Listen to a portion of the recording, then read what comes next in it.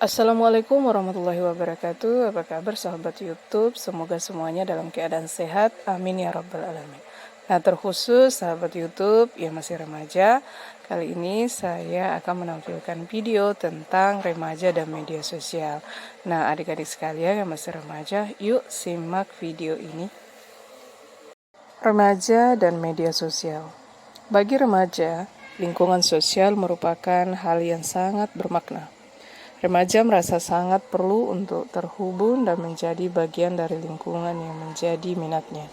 Sehingga tidak heran jika kita, para remaja, berupaya menampilkan diri semirip mungkin dengan mereka yang dianggap mewakili mereka ataupun biasa yang dimaksud di sini adalah idola mereka.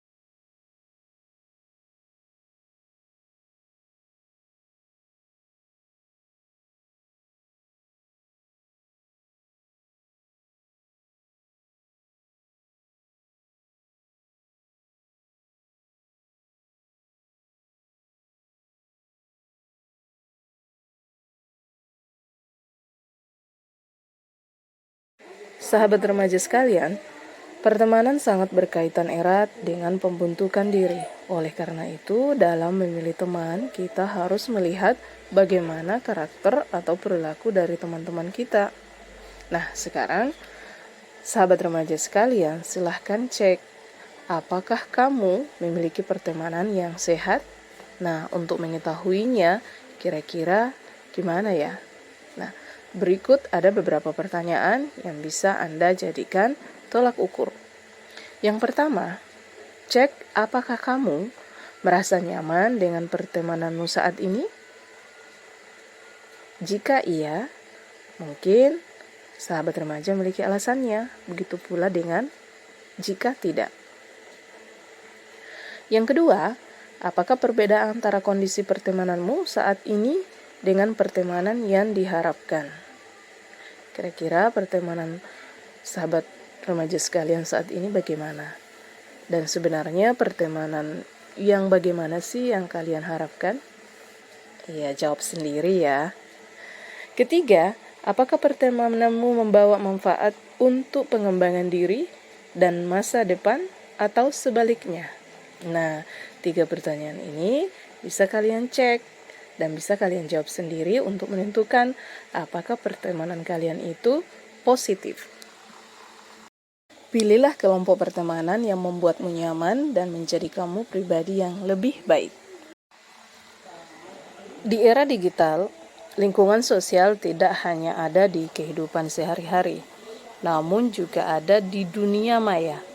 Keterbatasan ruang dan waktu dapat diatasi melalui interaksi dunia maya, melalui media sosial, kemudian dalam mengakses aplikasi yang beragam dan fitur-fitur kreatif menjadi daya tarik media sosial, sehingga banyak digunakan oleh para remaja. Sekilas info, tahukah sahabat remaja sekalian bahwa hasil riset penggunaan digital di tahun 2020 yang dilansir oleh We Are Social dan Hootsuite pada 18 Februari 2021 menunjukkan bahwa 345,3 juta penduduk Indonesia dan 125,6% dari populasi penduduk Indonesia pengguna telepon genggam dan terdapat 4 juta penambahan dari penggunaan tahun 2020. Kemudian, sekitar 202,6 juta penduduk Indonesia atau 73,7% dari populasi penduduk Indonesia merupakan pengguna internet dan ada 27 juta penambahan dari penggunaan tahun 2020. Berikutnya, 170 juta penduduk Indonesia atau sekitar 53,6% dari populasi penduduk Indonesia merupakan penggunaan sosial media aktif dan terdapat 10 juta penambahan dari penggunaan tahun 2020. Terdapat 8,4 juta pengguna digital di Indonesia yang berusia antara 13 sampai 18 tahun. Wah, cukup banyak ya sahabat remaja sekalian. Menurut UNICEF, terdapat 30 juta pengguna internet usia anak dan remaja. Nah, apakah kita termasuk di dalamnya dari 30 juta pengguna internet tersebut? Dalam durasi waktu dan penggunaan yang tepat, media sosial memberikan banyak manfaat bagi masyarakat. Berikut beberapa manfaat media sosial. Yang pertama, membuat terhubung dengan orang lain tanpa dibatasi jarak, ruang, dan waktu. Kedua, membantu mengurangi stres ataupun kondisi tidak nyaman yang dirasakan.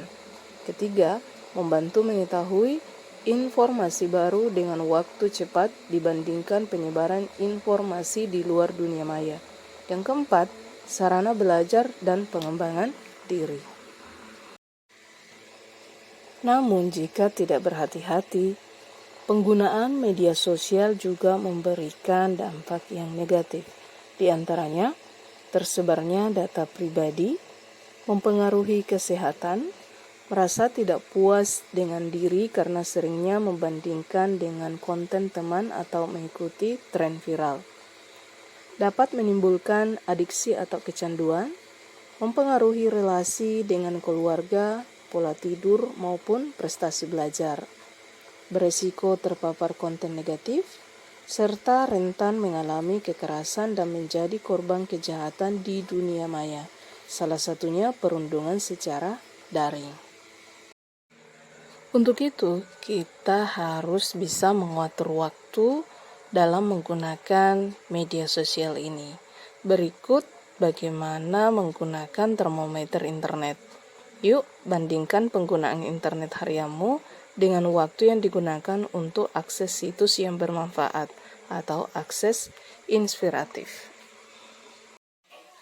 Berikut ada 2 tampilan termometer internet. Yang pertama, termometer konsumsi internet per hari. Adik-adik sekalian, berilah tanda silang untuk penggunaan internet harianmu. Apakah adik-adik berada di 8 jam penggunaan atau 6 sampai 8 jam, 4 atau sampai 6 jam, 2 sampai 4 jam, atau 2 jam saja. Kemudian ada termometer inspiratif per hari. Beri tanda silang untuk waktu yang digunakan dalam mengakses situs bermanfaat atau inspiratif.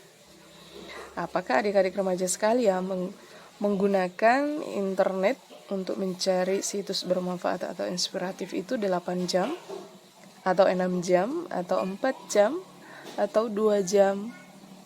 Ya, tentu adik-adik sekalian bisa menjawabnya. Kemudian, adakah perbedaan dari waktu penggunaan internet harianmu dengan waktu untuk mengakses situs bermanfaat? Jika tidak ada perbedaan, penggunaan internetmu sudah tepat. Pertahankannya. Jadi adik-adik sekalian, penggunaan internet itu tidak dilarang, justru sangat bermanfaat. Tergantung dari adik-adik sekalian bagaimana menggunakan internet itu dengan baik.